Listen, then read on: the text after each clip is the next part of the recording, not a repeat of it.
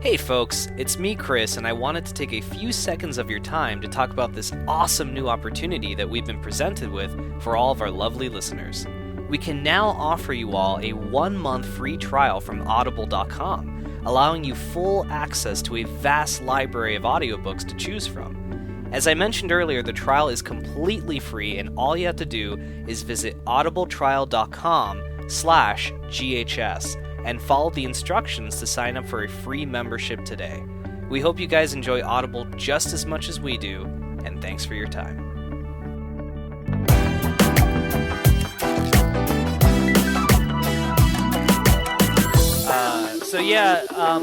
Just for you guys to know, for this week's episode, we've been gone for 2 weeks, like we mentioned earlier, so we really wanted to kind of catch up on news and make that the center and the staple of this episode. So we're not going to be having a final act, a topic of the week or anything.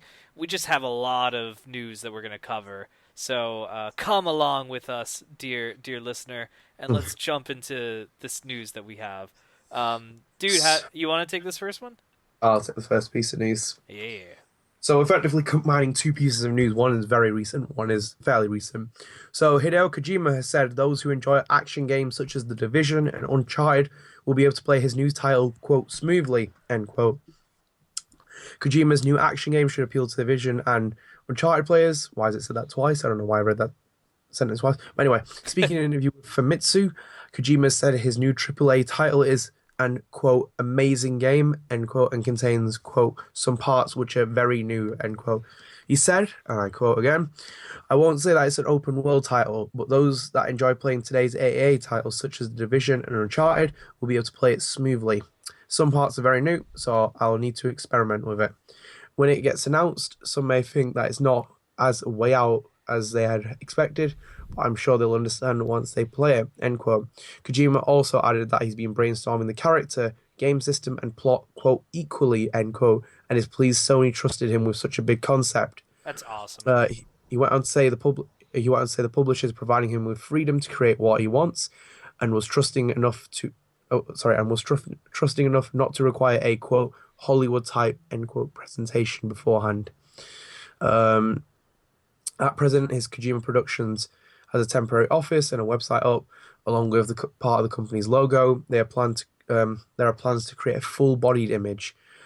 He said, and I quote, I can't say more about it yet, but the secret is found in the logo. The whole body of the logo actually looks super cool, and we're planning on making it into a figure, end quote. Anding on to the next piece of news, which happened literally about 20 minutes before we started recording the show. Maybe 30, 20 minutes. But anyway, so Kojima has revealed a photo of the Kojima Productions mascot, now referring to the character as Ludens. Kojima posted the photo on Twitter. You can have a look at it. It's a full-bodied, exoskeleton suit. The guy carrying the Kojima Productions flag. In his tweets, he added, and I quote, that was it? No, I'm not going to quote. But anyway, he said that Ludens is wearing, quote, the extra vehicle activity EVA Crave suit, and said that Kojima Productions will deliver, quote, the new play in the new future with cutting-edge equipment, technology, and the frontier spirit, end quote. So, yeah, two pieces of news. Very interesting, just before E3's come about. Chris, Hideo Kojima, do you know him? Man, yeah, oh yeah, love that guy. No, this is, wow, man, this is actually very overwhelming. First of all, great, I love what they're talking about with the game. I think it's great that he's going to make an action game. I mean, I was down for anything. He literally could have made a card game, and I would have been like, I'm there. But I'm glad it's something that's going to... Metal Gear Acid might be on the card, you never know. Luden's Acid. Luden's Acid. It's just like, oh, God. Dun, dun, dun, I'm dun. so high right now. Jesus. It seems really cool. I like how he name-dropped The Division and Uncharted as two things, because I fucking love Uncharted, and I love those AAA Hollywood kind of games. And dude, I like the logo a lot. I like the character. I like the concept of they have a mascot now, Ludens, and that he wears this fucking, what is it? The extra vehicular activity creative suit. That's so cool. I'd love for him to be an unlockable skin. Actually, dude, in that photo, is that a model with a CGI skeleton, or is that a computer generated image in its entirety? I can't tell. I not too honestly sure. can't I tell. can't. Yeah. I've lost everything after Uncharted 4. I don't know Yeah. what's real and what's not. It's I true. pick up rocks and I don't know what's what. I'm like, oh my God. I'm gonna assume it's a model. Yeah, I think so too. Cause I don't really remember. He doesn't really use CGI too much beyond yeah. like cutscenes and everything else, but I feel like it was more like a model, the image. Yeah, because yeah, he wouldn't have made a fucking real suit and like had an actor wear it. No way, that would have been too expensive, especially now that they're starting up. But that's so cool, man. I mean, I like this concept. I like this idea. It's great to see that logo come to life. Yeah, dude, I love it. I mean, we haven't had mascots in a while. It's been a while since you know, we've had like Yeah, something I like this. always I always had a hunch there was something more to that logo because like he obviously selected the fox emblem because it was a symbiotic towards MGS and the entire like fox unit, but like I felt like there was something about that mascot that wasn't right. Like, just having that head. There's always something deeper to Kojima. Everyone knows that. And I felt like that was an example of it. Like we knew that there was something that was going to come from that logo. But like seeing the full body suit, I hope he does say skeleton underneath the mask because I think that adds kind of mystique. And he's not human. Right. Maybe he's human, but like I think it kind of adds to the mystique of the character. Um, but overall, I really dig it. I really like the direction he's taking. Whatever direction he's taking, just seeing a game from him outside Metal Gear is going to be very interesting. Start of a new era. Um, Yeah, most definitely. I mean, especially, I mean, dude, this guy got knocked down hard, and the fact that he got up so quickly is just fucking, it's great, man. I'm glad that he's, taking steps to kind of reclaiming his life. I'm So, not going to quote MGS5, but yeah, I anyway, should. there are many uh, MGS to come out. But do you want to take the next piece? yeah, The yeah, next piece after? actually, yeah, sure.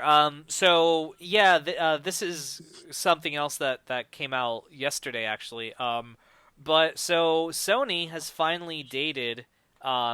They've gave the time and the date, for their Sony E3 2016 press conference. So at this point, now that this has been revealed, we know the entire E3 schedule. But Sony has dated it. It's going to go for its usual time slot on Monday, just before the conference begins, which will be 9 p.m. PT, 6 p.m.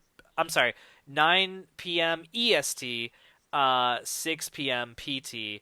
It'll be on Monday, June 13th, and it'll take place at the Shrine Auditorium and Expo Hall in Los Angeles, a few minutes away from the Los Angeles Convention Center, where E3 will take place. And it says here the invitations make no mention on what will be on display, but PlayStation VR is likely to be one of the main focuses with its release approaching later this year, and there might be official word on whether or not that enhanced PS4 is happening or whatever the case may be. So, to give you guys kind of like an overall view, now that we have this in place, this is what our E3 schedule looks like. So on Sunday, June 12th, the first conference is going to be EA, which is going to be at 4 p.m. EST, and I guess that would be 1 p.m. PT. Then, Yeah. yeah, then later that day, Bethesda is coming back, and they're going to be doing their conference at 10 p.m. EST, which believe is 7 o'clock Pacific Standard Time. And then the next day, on the 13th, which is Monday, we have Microsoft at 12:30 ESET. We have the PC gaming shows coming back, and this is interesting because PC gaming show is coming back, and they're starting relatively early. They're starting 3 p.m. ET, 12 p.m. PT. That's way earlier than last time, where I think they started like at 10 o'clock and they ended at 12 or something. So now they're in the afternoon. That's very interesting. And then Ubisoft is going to start an hour after them. So PC Gaming Show I think is going to be a lot shorter this year. And then Sony conference is at 9. And then Nintendo, they're not really doing a conference, but what they're going to be doing, their Zelda showcase starts on Tuesday at 12 p.m. That's literally what they're calling it. So that's when they're going to start their live stream is at 12 p.m. ET the next day on Tuesday. So yeah, that's it. That's our E3 this year. It's like yeah, that game that you were going to play years ago. You can have a look at it again. Yeah, and it's not like the one that's coming out on NX, the better version. It's gonna be the fucking, the Wii U The version. Wii version. They're crazy. They are insane what they're doing this year at E3, but whatever. Oh, But yeah, so that's kind of everything. Yeah, man, I'm down with it. I'm down with the sickness. Come on, come on. Yeah, No, but I am that down would be with it. great. Always fun. Yeah, dude, E3 is gonna be great, and I'm gonna give them all a watch. I mean, why not? Um, Mhm. okay, so the next piece of news, I think I should kind of combine these two, Adnan, if that's cool. The two, you see what I'm saying? These two here. Or I do you see think what I you're should? saying. Yeah, okay, okay. Go. So, some Capcom news, guys. So, first of all, Capcom has made a prediction that 100 million new gen consoles will be sold by uh, 2020. They said that there will be more than 100 million new generation consoles in the market in 2020, according to Capcom. The CEO Kenzo. Uh, Suhimoto, I think I said that correctly, revealed the figure during a recent earnings Q&A session. And the exact quote from him is, "Our perception of the home video game market is that it will continue to be active at the global level, as we believe the install base of major home video game consoles will break the 100 million unit mark in 2020." And yeah, that's pretty much it. The site that we got this news from speculates that they're probably talking about, PS4, Xbox One, maybe even NX, which is coming out March 2017. Yeah. So yeah, quite I'd be a surprised if it thing. doesn't hit 100 million. There are about 60 million now with PS4 and Xbox One. And this is by 2020, so that's 4 years 2020, from that's now. 4 years on top of that. Yeah, NX, well, yeah, 10, NX will probably ship about 10 million units if it's half of what it's expected to be. I And then agree. I and agree. if Yeah, 4.5, it will either hit it or it'll just be like a couple shy of reaching yeah. 1 million, which would be a shame. But I still think that like it is very much underway, like kind of completely in swing because everyone's starting to buy them now. And I obviously in my predictions when we do the Sony conference, I'm going to say that there will be a price drop at this conference. I said it last year, but there will definitely be a price drop in the original PS4 model. Yeah, so given what you just told me, yeah, I think this prediction is pretty 4 years from now. Yeah, I think 100 million overall. That's gonna happen. So Yeah. that's pretty cool. But and then to kind of piggyback on this news, Capcom also said something else. They say that they will now be prioritizing completeness in their video games, even if that means delays. So basically, Capcom has acknowledged that people are a little bit disappointed with Street Fighter V and its lack of content, and that it was kind of shipped almost like a beta. Some people were saying, and so they basically went out and said that they will. This is at the same Q&A session with Suhimoto, the CEO, who said that basically the new development schedule of uh, making sure the games are ready for launch will only apply to a small number of titles, and he didn't mention any of them by names. But this is what he said. This is a quote from him. He said, "For games to be hits at the global level, they must be high quality. To this end, as a result of judging it when necessary to spend a little more time on the development and operation of titles that are not yet up to that standard, we have revisited the development periods for a small number of titles. Rather than absolutely holding to sales periods or development deadlines in the pursuit of quality that wholly satisfies our users, we will carry out development that prioritizes completeness, even if it requires some scheduling adjustments." And that's the end of the quote, which I think is a great idea. I mean, it's kind of like that famous Miyamoto quote about releasing a game that's good and to keep delaying it if you're going to release something that's great. I mean, obviously they need to be careful when they announce games because people will get pissed if you announce something and then it takes like 4 years to get there. Like you gotta. I think maximum you need You're to announce a you're in for game the and long haul. yeah, like you When you need do that, you're to. in for the long. Yeah, exactly. You need to make sure that. But I agree with this, man. I think it's what all developers should do. You need to make sure that you Especially yeah. go on, go No, no, I was gonna on. say, I was gonna say, I think it's very important to do that. You got to make sure that when you release something, it's exactly what you want people. Like, it's a game that if you were to go out and buy, you would want to buy this game. And I bought Street Fighter 5. I love the game. I think it's great. But yeah, it did lack in content. I think the fact that an arcade mode wasn't there day one was ridiculous. And even now they're saying So. like, yeah, there's even now they're saying like, oh well, we never actually intended to make an arcade mode, but everyone's complaining. So shit, I think we might have to do it. Great idea. I mean, I'm glad they're reacting to it in a good way. You know. Yeah, well, that's definitely something companies should be looking at, mainly fucking Capcom and Ubisoft. But anyway, we'll move on to the next piece of news. Yeah. Actually, do you want to take this one? I'll take the last two. Yeah, sure, man. So yeah, this piece of this little beauty here, well, not really a beauty, but Disney has announced that their Disney Infinity toy and video game series will be discontinued, and with the developers, behind the games shutting down, nearly 300 jobs have actually been lost because of this. So basically, during an earnings report, they said that yes, it's discontinued its entire self-publishing console game business on top of canceling Disney Infinity, and that it says here that along with the cancellation, Disney is closing Avalanche Studio in Utah, and that's where the close to 300 jobs will be cut. So no one really knows, about the co-developers of Disney Infinity. Like Ninja Theory apparently helped co-develop. If they're going to be affected by the discontinuation or anything like that, but yeah, that's basically it. They're going to be shutting it down. The last game that came out was Disney Infinity 3.0, which came out last year, and actually in March of this year, prior to this announcement, Disney had said, "Yeah, we're not going to be launching a Disney 4.0 this year." So, yeah, they had already kind of like had it in their minds, I guess, from that point of view. But dude, I don't know. I really don't have. I mean, this sucks for people who Yeah, really enjoyed it, but it was expensive.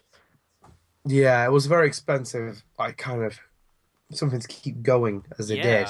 Yeah, yeah, Obviously, I'm like really disheartened to hear like the studio closing down and people losing their yeah. jobs 300 jobs. and Holy everything shit, else. Yeah, that's a it's lot. not taken lightly. It's a long. It's people who worked on it and made it fucking their life's work Yeah, and everything else. They had a massive community out there supporting it. But it's a shame that's happened. But it has to happen sometimes.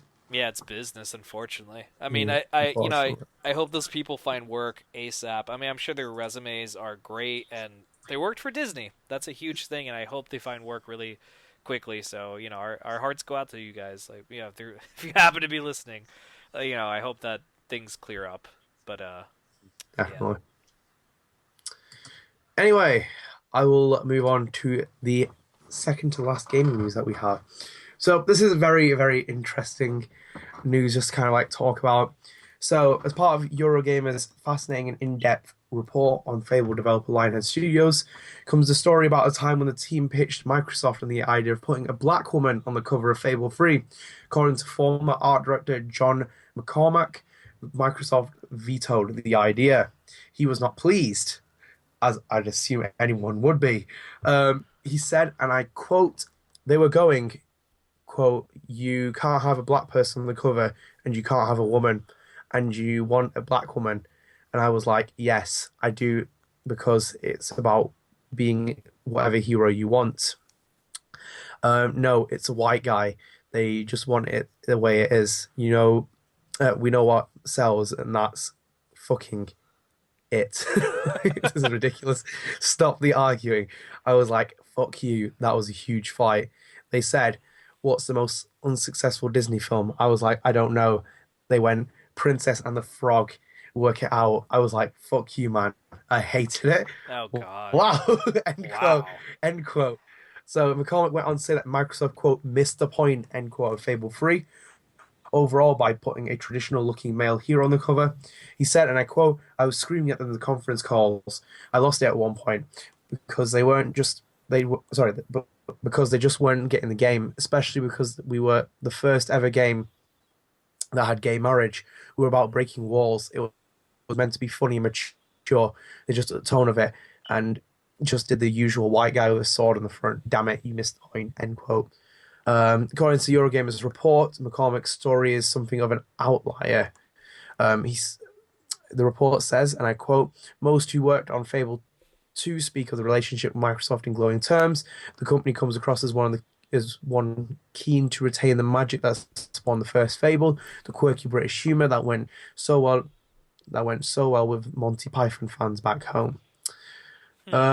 Okay, we'll leave it about there because a Yeah. lot of it is just filler after that. Interesting, nonetheless, Christopher, that we are in an industry where they can't fucking put people of different colours on a box art. Don't you agree? I love how you keep calling me Christopher today, by the way. I Like, don't know. I it's feel like I'm getting on the channel. I'm like Christopher. it's like I feel like we're doing that until dawn scene with my Josh and aunt is uh, talking to me right now. Um, we're doing that until dawn scene with Josh and Pete Stormer. It's yeah. like, Christopher, what are you doing? So you Uh, can't kill those kids. this is this news. First of all, I'm very I give credit to John McCormack for being so frank about this because I think this is important for people to read about. I mean, dude, I remember a few years ago I was a guest star on a podcast that no longer exists, called the Zitchcast. You guys should check it out. It's now defunct, but I was a guest. It was actually my first podcast appearance, and I remember one of the topics I spoke with the host about was, this basically, like, why is it always a 30-year-old white guy? Why? Why is that the thing? It's always like some 30-year-old white dude that is depicted on the cover that you play as. I mean, and even you have situations like with Mass Effect, with how you have FemShep as an option. And FemShep, I mean, was never on any of the covers. People had to complain for them to make her a reversible cover on Mass Effect 3. I mean, it was that, like, bad. I think it's ridiculous, dude. I think, why not? Why not have, a black woman on the cover? I mean, I think it's just so silly to even be talking about this. Like, that this is an issue. It's the year 2016. I mean, and I know this is Fables 3, which came out a few years ago, but still, it's like we're in a time frame, man, where this shouldn't be an issue.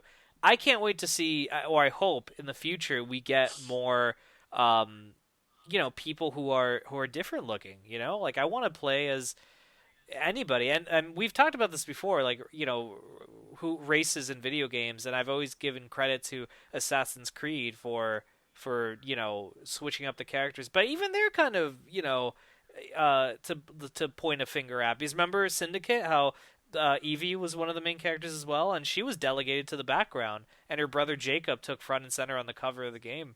I don't know. I feel like if we keep feeding into the stereotypes of like video games are for young boys or whatever the case is, that we're gonna be in this like quagmire of stupidity for like ever. So I don't know. I mean, Microsoft is different now, right? Like you have who's the guy who's running Microsoft now? Phil The game, Spencer. yeah, Phil Spencer, who kicks a lot of ass. I can't see Phil Spencer doing something like this. So maybe I Yeah, don't know. I agree with what you said completely. I mean, like, it has changed. I mean, it's just an example of Spencer last year with what conference was it? Oh, was it was it Gamescom with those women that were dancing the after dance, the girls that were dancing in that club.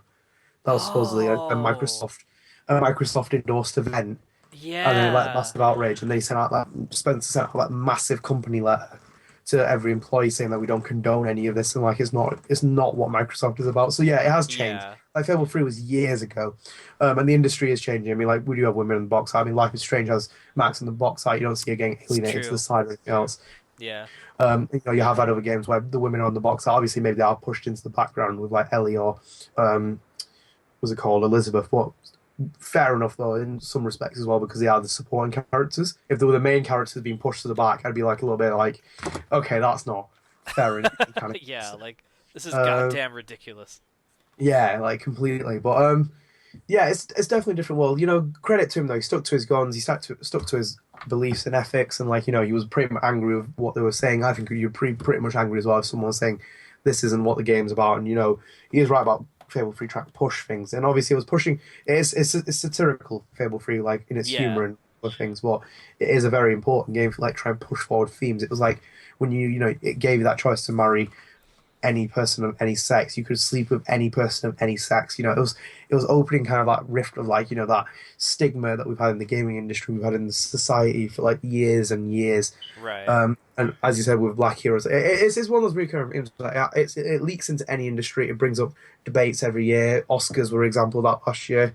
It's never going to be avoided. It's one of those things where people do feel like we live in a very multicultural society where you really want to accept people. I mean, an example of this is Uncharted 4. How many people have you seen of different kind of like people of like genders, sex, color? Do you know, like when you like that scene where I'm on the boat, do you with Nate? And it kind of like shows different people that you're meeting and interacting with, different characters from different like backgrounds and everything else. And then you go into Ubisoft's Watch Dogs and every fucking character's white, a 95% white city in Chicago. I'm like, what? Except Like, they're Aisha not. Tyler, apparently. Yeah, yeah, except for Aisha Tyler, but she was like, it's one of those things where you like, it kind of raises questions. It's not about being enforcing something that doesn't have to be there. It's about playing it on a level field where everyone's treated fairly, but that's what it is. Yeah, yeah. I mean, I always imagine every race except for the white folk were like, "Fuck this Watch Dogs nonsense." I'm glad. As a fellow Hispanic, I am glad that we were not represented in a game that sucks. I don't think anyone wants to be rich about Watch Dogs. But anyway, I will take the final piece of news. Very interesting as well. This is literally minutes before we started the show, and Yeah. obviously interested Chris. So, Dr.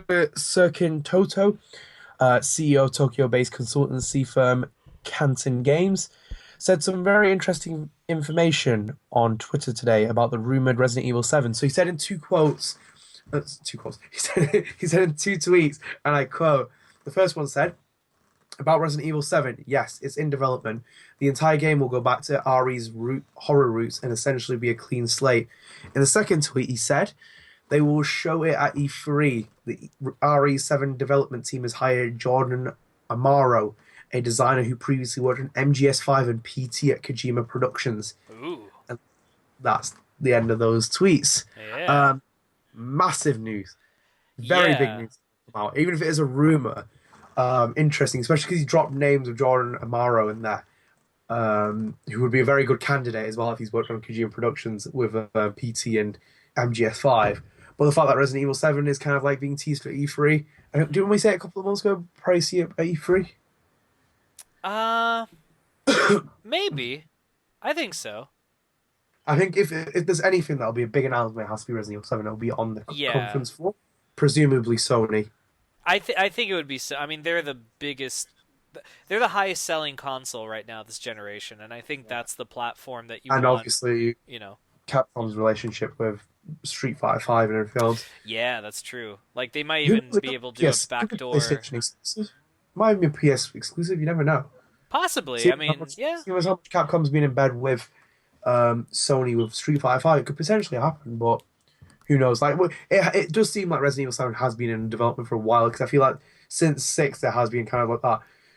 We've understood the bad reception we got, and it's now kind of like, right, let's see where we can go now. We need to kind of like tread waters here and kind of like retrace to where Resident Evil was so successful. Yeah. Uh, Put it uh, back on the map because holy so shit. I don't blame them. Yeah. I mean, like, it's not even the thing like survival horror has died or anything, because like survival horror is like completely kind of mutated and evolved into different forms. Like, PT has Yeah. been massive and instrumental in the success of indie horror games. And like, I'm not saying PT was responsible for bringing indie horror games, but it was massive for bringing them onto the market of being like huge. How many times we hear that Allison Road game, the Yeah. quote the PT spiritual successor. I'm like, right, okay, then fucking every news story would have that PT spiritual successor in the sentence, but. Yeah, RE7, there's definitely a market for horror. There always will be a market for horror. But like Resident Evil 7 really needs to kind of like set itself on the standards. Because I was thinking that probably the best thing would be just to reboot the entire franchise and not carry on with 7. Who I had this discussion a couple of months ago. I feel like we tried this, but I feel like it would have been good just to go massive reboot instead of going with the numbers at 7. But Yeah. I don't know. I hate the idea of rebooting anything just because you failed in like the last game or whatever. I think that it should definitely be set in the same universe.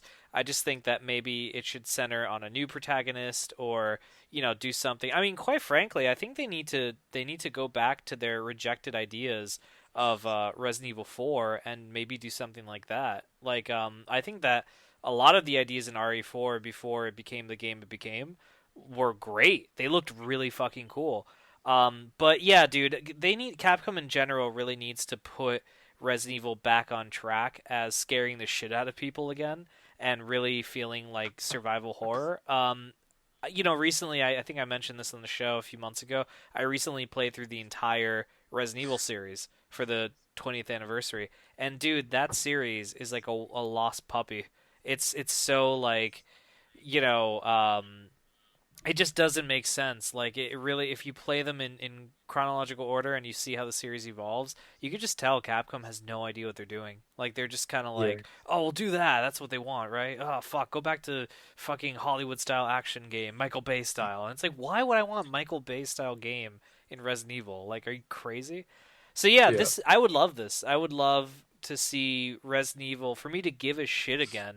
Because, dude, Resident Evil used to be one of my favorite series when I was younger. RE2, I still think, is a phenomenal game, and I can't wait for that remake. Yeah, this is if this is true, I like that. The dude, a designer who worked on MGS5 and PT, like, holy shit, yes, that's a great way to like push it in that direction.